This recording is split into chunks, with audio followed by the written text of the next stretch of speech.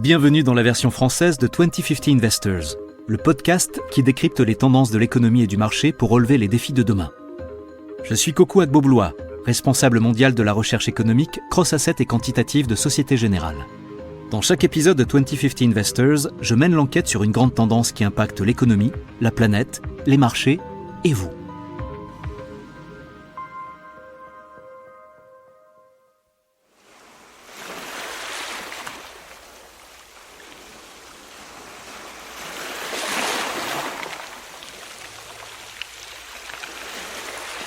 L'équipe de 2050 Investors est de retour. J'espère que vous avez tous bien pu vous reposer, vous détendre et passer du bon temps avec vos amis et votre famille. Et surtout, j'espère que vous avez bien rechargé vos batteries, renouvelables bien sûr, surtout après l'éprouvant procès de l'hydrogène par podcast pour lequel vous avez été juré dans notre dernier épisode. Chaque année, le mois d'août, c'est enfin l'occasion pour beaucoup d'entre nous de nous évader loin du quotidien et de quitter la grisaille et l'agitation des centres-villes pour rejoindre des destinations plus calmes et ensoleillées. Mais cet été, cette quête de sérénité s'est traduite par l'occasion d'être les témoins directs de phénomènes inhabituels. Températures exceptionnellement élevées, sécheresse ou même méga-feux de forêt. Autant de manifestations du dérèglement climatique qui ont atteint des niveaux records à travers le monde. Et on peut en dire autant de l'inflation. Oui, les prix des biens et des services traversent eux aussi leur propre réchauffement planétaire. Vous connaissez la fameuse citation de Benjamin Franklin ? « En ce monde, rien n'est certain à part la mort et les impôts. » Eh bien, je pense qu'il est temps d'en adapter la fin. En ce monde, rien n'est certain à part la mort, les impôts, le dérèglement climatique et l'inflation. Parfois, je me demande vraiment si tu es plutôt optimiste ou pessimiste, Kokou. Mais dis-moi, as-tu passé de bonnes vacances ? De mon côté, c'était génial. J'ai renforcé mes compétences en podcasting, et j'ai continué mon apprentissage automatique en analysant tous les épisodes de 2050 Investors. J'ai aussi fait un peu de tourisme dans le métavers. Et toi, je suis sûr que tu as bien rechargé tes batteries avec de l'hydrogène bleu premium. Ça tombe bien que tu parles de bleu, Siri. En fait, cet été, j'ai passé mes vacances près de 3 océans différents, dans 3 pays différents. D'abord, un long week-end dans le Norfolk, où nous avons dormi dans une cabane perchée dans les arbres, près de la mer du Nord. Puis, quelques jours à Perros-Guirec, au nord de la Bretagne, avec mes beaux-parents, et donc sur les rives de l'océan Atlantique Nord. Et enfin, 2 semaines avec mes parents à Lomé, au Togo, à côté de l'océan Atlantique Sud. Donc oui, on peut dire que mes vacances ont été bleues. Plutôt grise, non ? Vu ton empreinte carbone monumentale. Bien vu Siri. Tiens, j'ai une anecdote intéressante à te raconter. J'étais sur l'autoroute, direction l'aéroport. J'écoutais la radio. Et une discussion m'a interrogé. Le sud de l'Europe est frappé par une vague de chaleur exceptionnelle pour un mois de juin. Ça parlait de la sécheresse record qui sévissait à ce moment-là et de la pénurie d'eau en Europe. Cette émission de radio avait bien raison, Kokou. Plusieurs articles de presse soulignent le fait que cet été a été marqué par des sécheresses importantes et durables dans le monde entier, de l'Europe à la Chine en passant par les États-Unis et l'Afrique, avec de graves répercussions, allant des pénuries d'énergie à une grave insécurité alimentaire. Oui, c'est vrai, mais mes neurones étaient en mode « vacances, ne pas déranger ».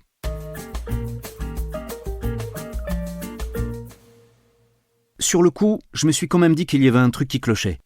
Après tout, comment peut-on avoir un problème de rareté de l'eau alors que cet élément constitue près des 3/4 de la surface de la Terre ? C'est vrai ça. Après tout, on appelle la Terre la planète bleue et pas la planète rouge.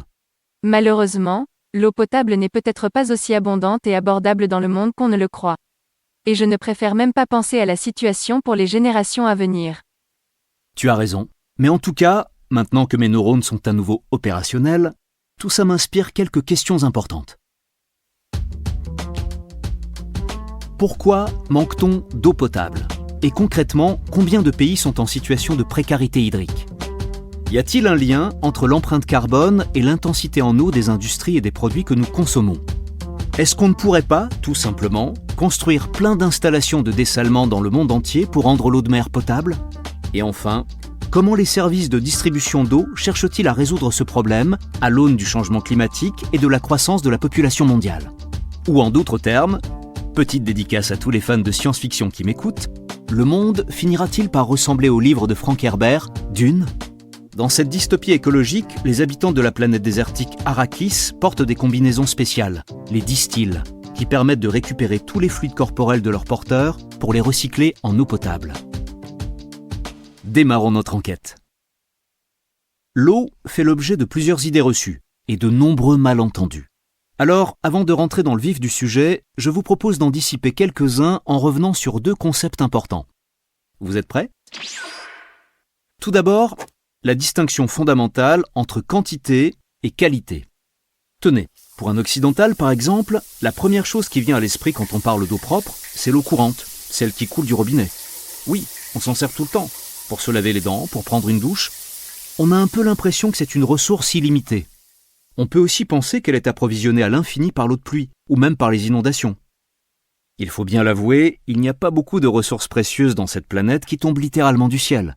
Bon, je veux dire à part bien sûr quand les banques centrales s'y mettent, mais on a déjà couvert ce point dans notre épisode sur l'inflation. Quand on parle de pluie, on pense aussi tout de suite à la comédie musicale de 1952, Singing in the Rain, avec la performance emblématique de Gene Kelly, dansant à travers des flaques d'eau sous une tempête de pluie. Chanter de bonheur sous la pluie. Cette chanson d'amour pourrait presque passer pour une danse de la pluie, comme celle exécutée par de nombreuses tribus amérindiennes.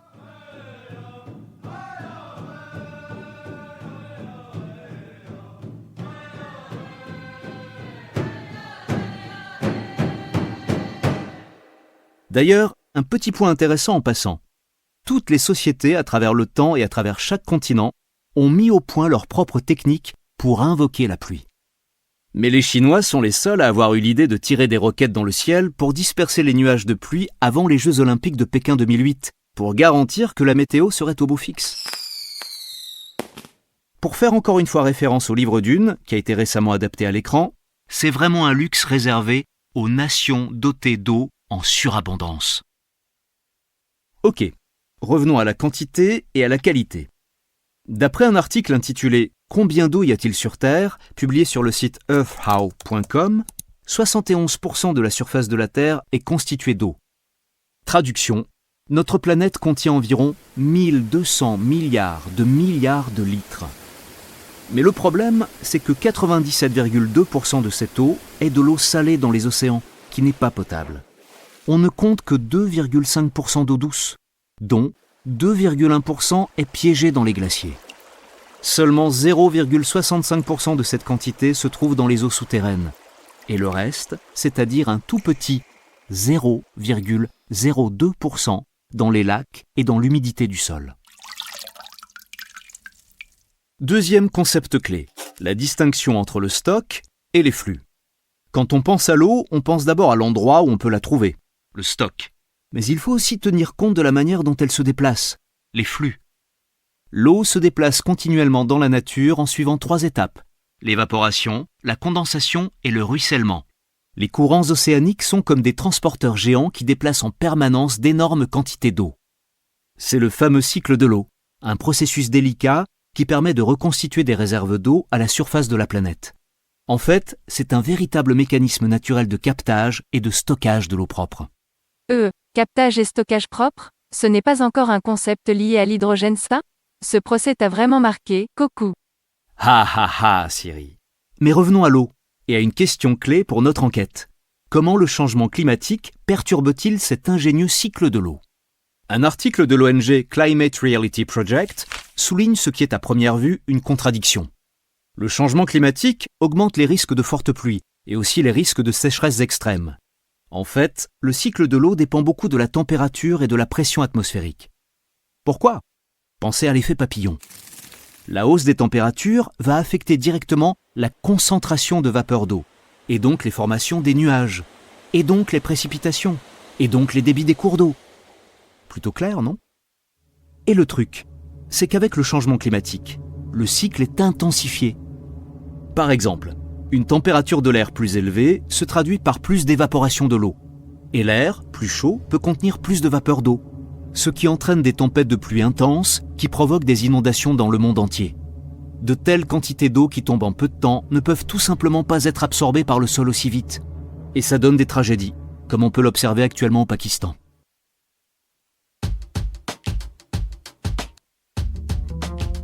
Pour récapituler, en un mot, oui, l'eau est très abondante sur Terre, mais seule une infime partie de cette eau peut être consommée par les humains. Les flux d'eau jouent un rôle clé pour reconstituer nos rivières et nos lacs, mais justement, le dérèglement climatique perturbe drastiquement le cycle de l'eau. Résultat, une inégalité hydrique massive dans les pays du monde entier, des famines, des sécheresses et des inondations dévastatrices.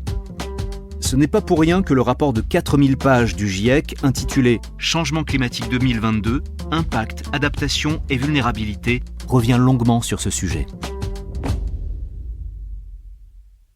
Mais passons à un autre point, la question de la consommation d'eau. Quels sont les pays, les industries et les produits alimentaires les plus abondants en eau ?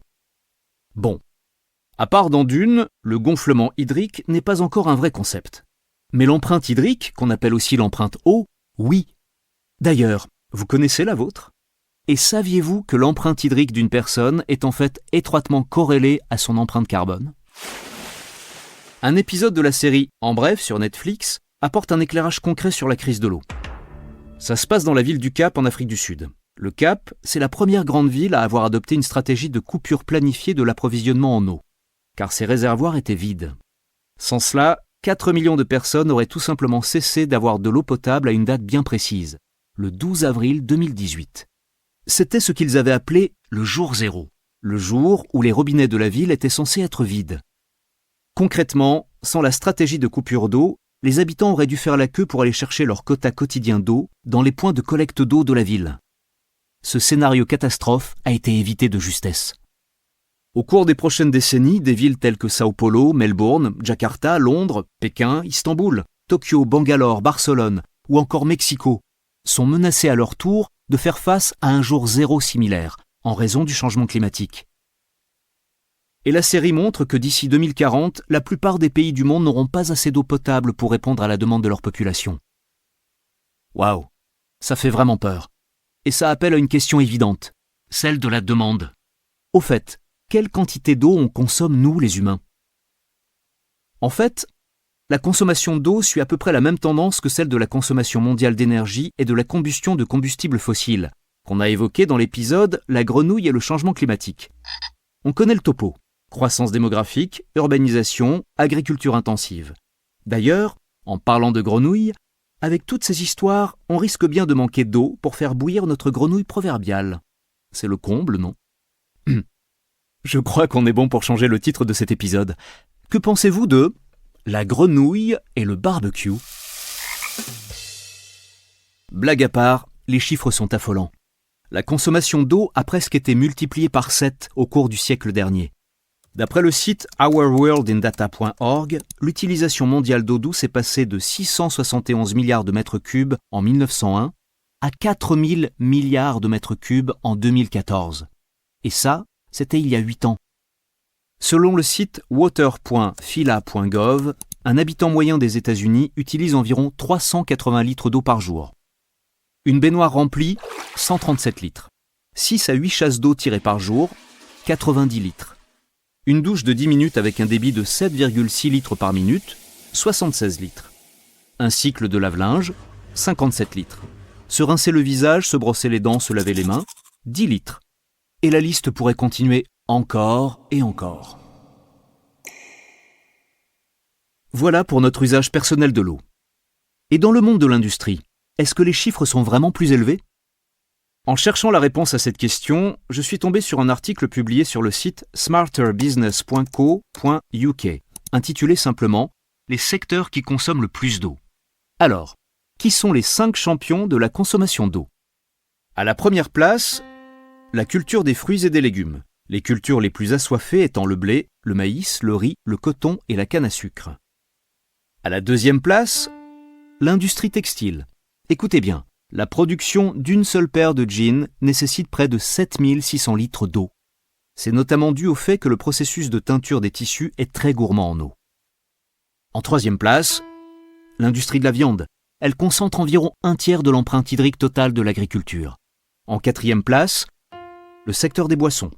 Et, en cinquième place, le secteur automobile. Et oui, il faut en moyenne 147 631 litres pour produire une voiture. L'eau est surtout utilisée pour traiter la surface et le revêtement, pulvériser de la peinture, pour le lavage et le refroidissement, ou encore pour les systèmes de climatisation, et pour bien d'autres procédures nécessaires à la fabrication d'un véhicule. Ce qu'il faut retenir de tout ça, c'est que 70% de l'eau douce mondiale est utilisée pour l'agriculture. D'après Our World in Data, 19% de l'intégralité des prélèvements d'eau sont utilisés à des fins industrielles. Attends une seconde, Kokou. L'agriculture, ce n'était pas aussi l'un des secteurs les plus nocifs en termes d'émissions carbone? Tout à fait, Siri. Tu as une bonne mémoire. L'agriculture est en effet coupable de 2 chefs d'accusation. Empreinte hydrique et empreinte carbone trop élevée. Ça me rappelle clairement notre épisode sur l'avenir de l'alimentation. Un site internet intéressant, waterfootprint.org, nous donne des statistiques qui ne coulent pas du tout de source, jeu de mots, sur l'empreinte hydrique des aliments que nous consommons au quotidien. Un verre de bière, par exemple, a une empreinte hydrique de 74 litres. Une tasse de café, 130 litres. Une tasse de thé, 27 litres. 1 kilo de banane, 790 litres. 1 kilo de fromage, 3180 litres. Et pour finir en beauté, la production d'1 kilo de bœuf mobilise 15 000 litres d'eau. Pour vous donner une idée de ce que ça représente, 1 litre d'eau pèse 1 kilo. Donc, pour produire 1 kilo de bœuf, on utilise 15 tonnes d'eau. Et il ne faut pas oublier qu'au passage, ce même kilo de bœuf aura dégagé 36,4 kilos de CO2. Et encore, ce n'est même pas le pire. Pour fabriquer 1 kilo de savoureux chocolat, qui d'ailleurs est peut-être amené à disparaître, il faut consommer 17 200 litres d'eau. C'est un prix cher à payer pour divertir nos papilles gustatives. Alors, ces chiffres semblent vraiment fous. Mais il y a un autre élément important à prendre en compte. C'est la couleur de l'eau qui est utilisée.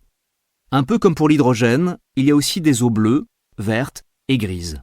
Encore avec ça, #obsédé par l'hydrogène. Je crois que ton humour est un peu à sec, Siri. Jeu de mots. Mais plus sérieusement, revenons à nos couleurs. Le site waterfootprint.org propose de décomposer la couleur de l'eau utilisée dans tous les processus de production. Voyons comment ça marche. L'empreinte eau bleue est le volume des eaux de surface et souterraines consommées pour produire un bien ou un service, c'est-à-dire le volume d'eau douce utilisée, puis évaporée ou incorporée dans un produit. L'empreinte eau verte est le volume d'eau de pluie consommé pendant le processus de production. Elle concerne essentiellement les produits agricoles et forestiers. Dans ce cas, la consommation est la somme de l'eau de pluie évapotranspirée et de l'eau de pluie incorporée dans la culture ou le bois récolté. L'empreinte eau grise est un indicateur de la pollution de l'eau douce, qui peut être associée à la production d'un produit tout au long de sa chaîne d'approvisionnement.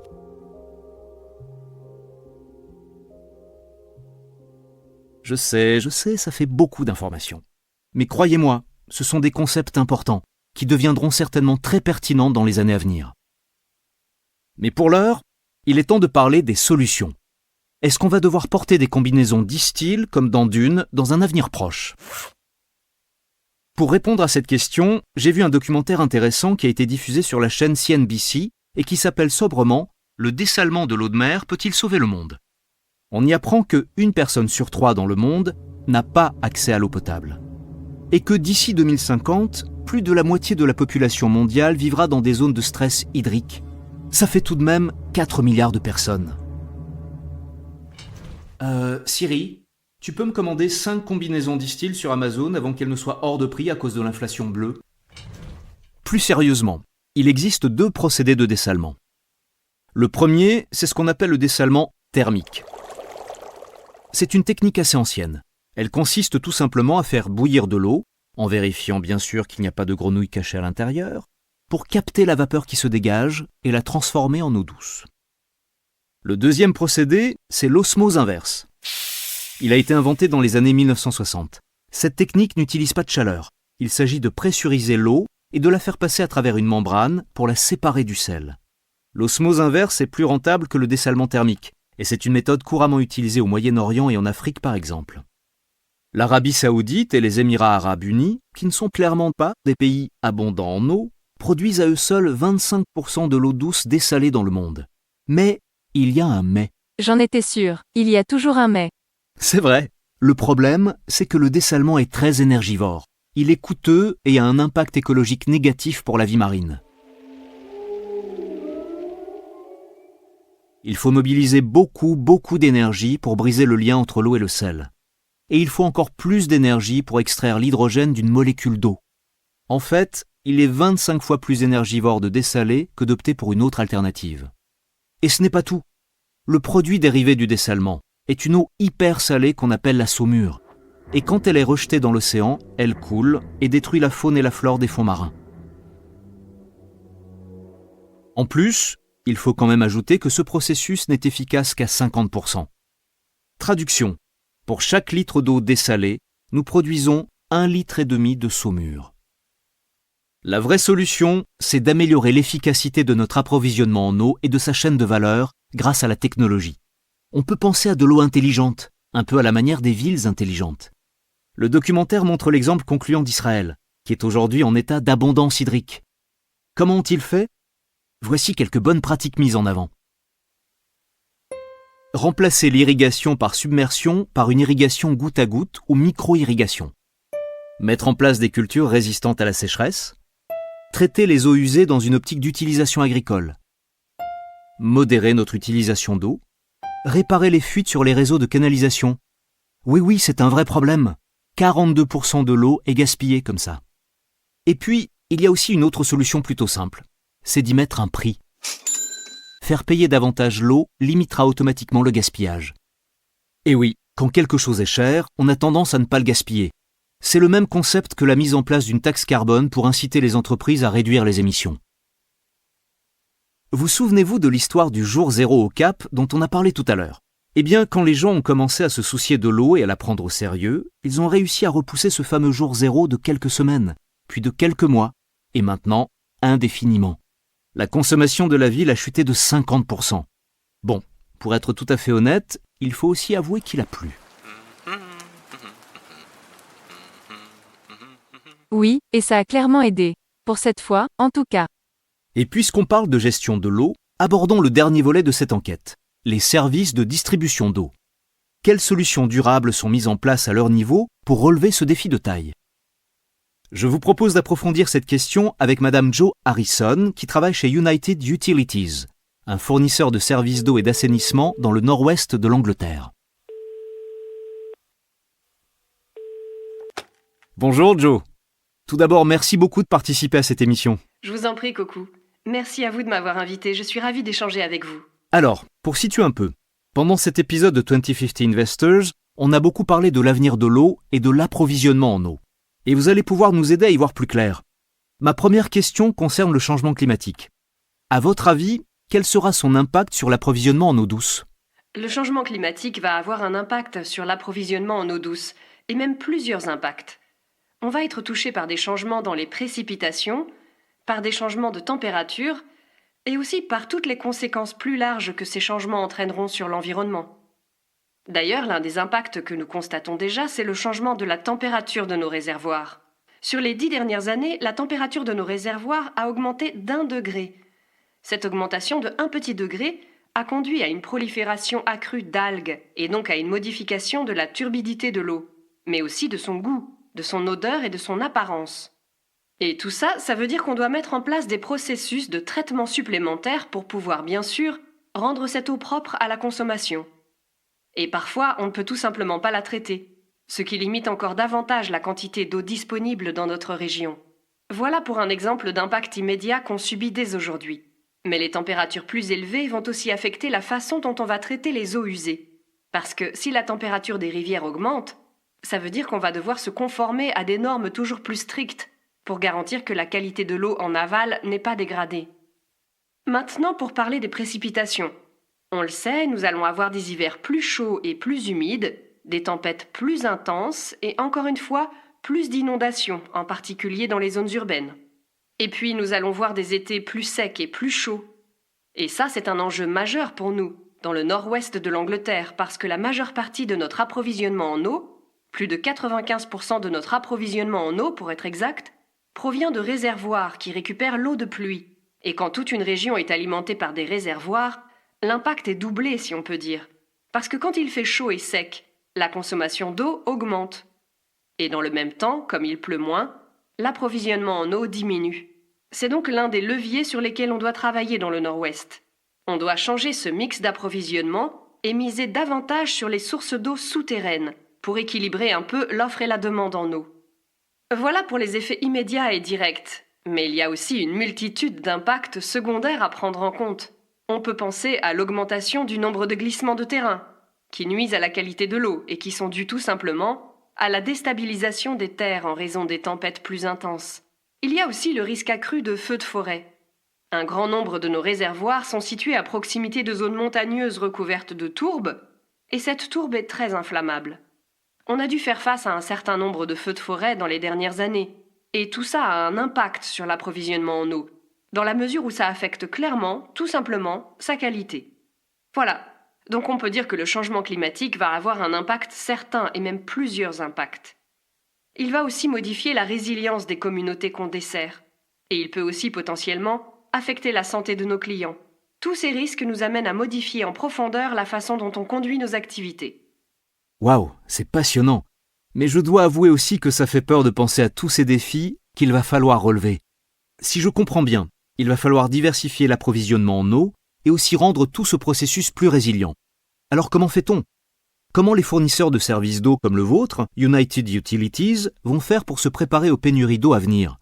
Est-ce que vous pensez qu'on va aussi devoir faire face à un jour zéro, comme au Cap en 2018 ?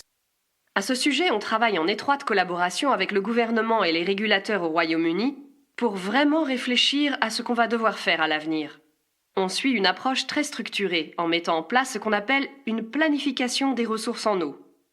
Comment ça marche ? Tous les 5 ans, on met au point un nouveau plan de gestion des ressources en eau qui étudie très précisément quels seront les besoins en eau à long terme. Bien sûr, on tient compte des impacts du changement climatique, des changements de température et des précipitations, mais on examine aussi l'évolution de la démographie et l'impact des entreprises locales d'une région sur l'économie. Puis on lance une analyse assez complexe qui nous permet d'anticiper les évolutions auxquelles on peut s'attendre sur les 100 prochaines années. Tout ça nous aide à mieux comprendre en fait quels changements on doit apporter dans nos zones d'approvisionnement en eau, et ça nous aide aussi à déterminer justement les modalités de la planification des ressources hydrauliques à long terme. Bref, au Royaume-Uni en ce moment, on est en train de plancher sur ce cycle quinquennal et on a identifié 2 priorités. Les domaines où il faut investir dans de nouvelles sources d'eau, donc là je parle du levier de l'offre, dans les 5 à 10 prochaines années, mais aussi comment on va pouvoir amener nos clients à réduire la demande en eau. Donc concrètement, on va devoir agir sur les fuites qui se produisent sur notre propre réseau, mais aussi sur la consommation quotidienne de nos clients, la quantité d'eau qu'ils utilisent tous les jours. C'est ce qu'on appelle la consommation par habitant. On a donc établi des objectifs et des ambitions claires pour réduire considérablement le niveau de consommation dans les 25 prochaines années. Et pour être efficace, on adopte une approche globale. On travaille vraiment en coopération avec les autres régions. Le gouvernement a mis en place un système qui nous permet en fait d'intégrer cette activité de planification à l'échelle de tout le pays. Par exemple, dans toute l'Angleterre et dans le Pays de Galles, on élabore des plans régionaux de ressources en eau, puis on les compare et on étudie la possibilité de transférer l'eau à partir des zones riches en eau, où l'eau est abondante. Je pense par exemple aux régions du nord-ouest de l'Angleterre et au Pays de Galles. On étudie alors la possibilité de transporter cette eau vers d'autres régions, plus précaires en eau. Donc en pratique, on envisage notamment de transporter de l'eau depuis le nord-ouest de l'Angleterre vers le sud-est et vers Londres, qui sont des régions où le besoin est plus important pour des raisons climatiques. Le climat y est plus sec, mais aussi démographique, la population y augmente de manière plus significative. Et pour répondre à votre dernière question, non, on ne s'attend pas à un jour zéro au Royaume-Uni.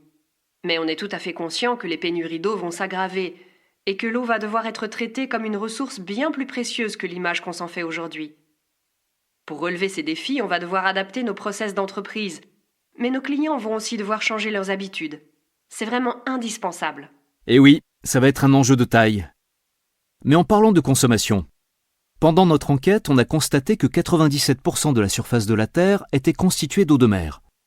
Alors est-ce que ça pourrait être une piste ?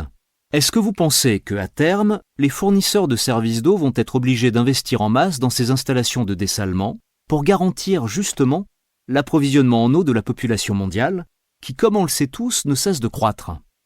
Déjà, à l'heure actuelle, le dessalement, c'est une technique qui est principalement utilisée dans les pays très très chauds et très secs. Donc dans des endroits comme le Moyen-Orient par exemple. Le problème, c'est que c'est un processus très cher et très intensif en carbone, parce qu'il mobilise énormément d'énergie et d'électricité. Donc on va dire que c'est une option qu'il faut réserver uniquement au cas d'extrême nécessité s'il n'y a vraiment aucune autre source à proximité. Mais dans d'autres régions du globe où l'eau est potentiellement un peu plus abondante, là, c'est vraiment une solution de dernier recours. En gros, pour être clair, on veut éviter ça. On va envisager toutes les autres options avant d'en arriver là. Et il y a d'autres options. Par exemple, je parlais tout à l'heure de notre planification à long terme. Elle ne se limite pas à essayer de construire plus de réservoirs ou plus de forages pour collecter plus d'eau. En fait, on étudie toute une série de scénarios différents. On envisage par exemple de mettre au point des systèmes de recyclage des eaux grises qui concrètement pourraient permettre de transformer nos eaux usées en eau potable. On essaie vraiment d'être créatif. On examine aussi plein d'autres technologies à potentiel comme l'ensemencement des nuages, qui permet en gros d'influencer les précipitations. On étudie aussi la possibilité de remorquer des icebergs à travers la mer, ce genre de choses. Voilà, tout ça pour dire qu'on va envisager tout un tas d'options, d'innovations, même celles qui semblent les plus loufoques et bizarres, avant d'opter pour le dessalement. Mais en fin de compte, oui, c'est vrai que cette source abondante d'eau salée va devoir être de plus en plus utilisée, en tout cas dans les zones où l'eau devient vraiment rare. Et de ce côté-là, le défi va être d'essayer de trouver des technologies de dessalement qui soient moins intensives en carbone, en énergie, et qui pourront être réalisées globalement de manière plus durable. Voici une autre question. Selon vous, est-ce que les fournisseurs de services d'eau devraient faire plus d'efforts pour régler les problèmes de fuite dans les conduites de distribution d'eau? Oui, c'est un vrai problème. Au Royaume-Uni, les entreprises perdent environ 20 à 30% de leur eau à cause des fuites. Alors ce qu'on a toujours fait, le process traditionnel si on veut, c'est qu'on calcule ce qu'on appelle le seuil économique des fuites. C'est-à-dire qu'on se pose la question de savoir si la détection et la réparation d'une fuite en vaudra le coup, ou si ça reviendra au final plus cher que de compenser en puisant plus d'eau par des méthodes classiques. Donc c'est comme ça que l'industrie de l'eau a fonctionné pendant des années et des années. Mais bien sûr, ce n'est pas idéal. Ce n'est pas une bonne méthode si on pense à l'impact environnemental de l'extraction de l'eau des rivières et des réservoirs. Et ce n'est pas vraiment une façon durable de gérer nos approvisionnements en eau à terme. Aujourd'hui, c'est différent. On a des objectifs très ambitieux de réduction des fuites fixés par le gouvernement. Concrètement, on s'est engagé à réduire de moitié le niveau de fuite du secteur d'ici 2050. Alors, comment on va s'y prendre? On agit sur plusieurs fronts. Déjà, bien sûr, on remplace les tuyaux et on renouvelle notre matériel. Mais ça ne suffit pas. Il y a tout un volet technologique sur lequel on doit encore travailler pour mieux comprendre, en fait, où se produisent ces fameuses fuites. Récemment, par exemple, on s'est beaucoup reposé sur l'acoustique. Cette technologie nous a permis d'améliorer considérablement la détection des fuites dans les 10 dernières années. Mais encore une fois, ça ne suffit pas. On doit encore développer des outils plus sophistiqués. C'est pour ça qu'on déploie, nous et toutes les autres compagnies de distribution d'eau, au Royaume-Uni et dans toute l'Europe, un très grand nombre de moniteurs qui sont capables d'écouter et de détecter les fuites de manière beaucoup plus exhaustive, pour pouvoir les identifier de manière vraiment précise. C'est le développement de ce type de technologie qui va nous permettre de réparer nos conduites de manière efficace, parce qu'on ne le sait pas forcément, mais souvent, les fuites ne se voient pas à l'œil nu. Alors oui, il y a bien des fuites qu'on peut tous voir sans problème, rien qu'en marchant dans la rue parce qu'elles créent une petite mare. Mais la plupart d'entre elles sont invisibles parce qu'elles fuient dans le sol, en sous-sol. Et c'est pour ces fuites-là que la technologie va être très utile. Donc voilà, en utilisant toute une gamme de moniteurs sur une bonne partie du réseau, et grâce à l'intelligence artificielle qui permet d'analyser les données obtenues de manière complexe, on va pouvoir détecter et réparer ces fuites de manière beaucoup plus efficace. En tout cas, avant qu'elles ne posent un vrai problème, comme des interruptions de l'approvisionnement du public en eau. Mais on va encore plus loin. On explore aussi plein d'autres techniques. On utilise par exemple l'imagerie satellite et des drones pour essayer d'identifier d'éventuels changements dans la biodiversité le long du réseau. Parce qu'un changement comme ça pourrait indiquer une nouvelle arrivée d'eau inattendue, donc une fuite. Et on fait aussi appel à des chiens de détection, des chiens renifleurs. Vous savez, comme les chiens qui sont utilisés dans les aéroports pour trouver de la drogue. Eh bien voilà, c'est le même principe. Les chiens peuvent être entraînés à renifler tout un tas de choses, y compris l'odeur d'eau chlorée. Alors nous, on a plusieurs chiens renifleurs qui travaillent pour nous dans toute la région. Et ça marche plutôt bien. Ils sont même particulièrement doués pour trouver des fuites dans les zones rurales. Quand le réseau passe par plusieurs champs, on envoie les chiens et ils sont vraiment excellents pour détecter les fuites. Donc voilà, ce qu'on essaie de faire, encore une fois, c'est de rester créatif, novateur et de toujours rechercher de nombreuses façons différentes d'identifier les fuites. En tout cas, oui, le secteur prend l'objectif de réduction des fuites très à cœur. C'est vraiment génial, je n'avais jamais entendu parler de ça. C'est assez fou de voir à quel point les solutions envisagées peuvent être aussi innovantes. J'ai une dernière question qui concerne l'avenir des tarifs, du coût de l'eau. Est-ce que vous pensez que le déséquilibre attendu entre l'offre et la demande va entraîner une forte augmentation du prix de l'eau ? Est-ce qu'on va parler d'or bleu d'ici la fin du siècle, en tout cas à l'échelle de la planète ? C'est simple, ce que j'en pense, c'est que vous avez tout à fait raison. Je pense que les gens et la société en général, dans le monde entier, ne se rendent pas compte de la vraie valeur de l'eau. Je dis dans le monde entier, mais c'est surtout vrai dans les pays occidentaux et en Europe, parce que l'eau y est abondante, et personne ne considère l'eau en fait comme une ressource rare et très précieuse.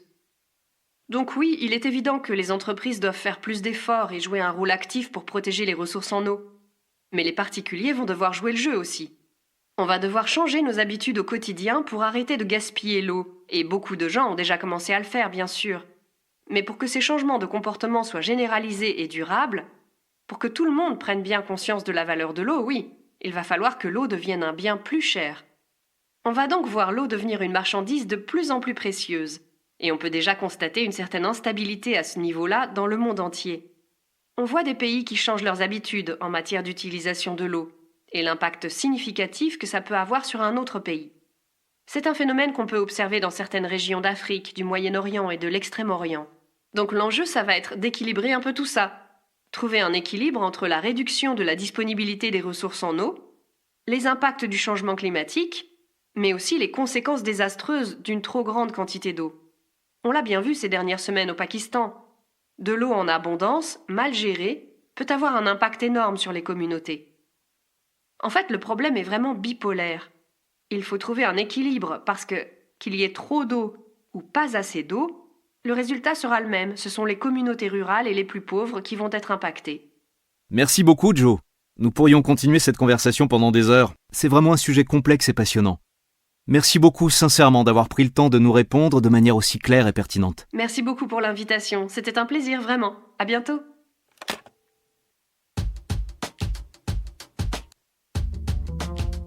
Pour rendre hommage à notre regrettée reine Elisabeth II, je vais conclure cet épisode par l'une de ses citations les plus célèbres sur le thème du changement.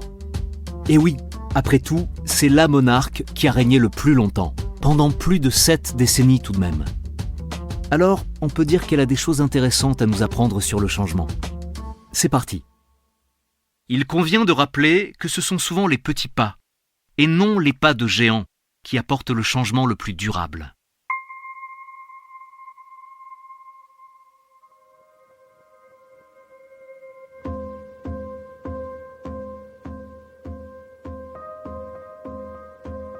Merci d'avoir suivi cet épisode de 2050 Investors, et merci à Joe Harrison pour son point de vue passionnant.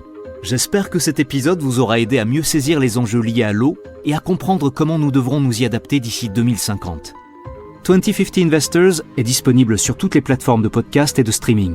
Si cet épisode vous a plu, mettez-nous plein d'étoiles sur Apple Podcast, laissez des commentaires où vous voulez, abonnez-vous et surtout, parlez-en autour de vous.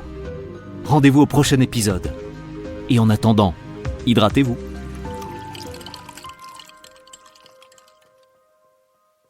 La version originale de ce podcast est en anglais. Cet épisode a été enregistré par des comédiens.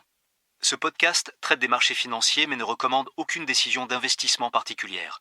Si vous n'êtes pas sûr du bien fondé d'une décision d'investissement, veuillez consulter un professionnel.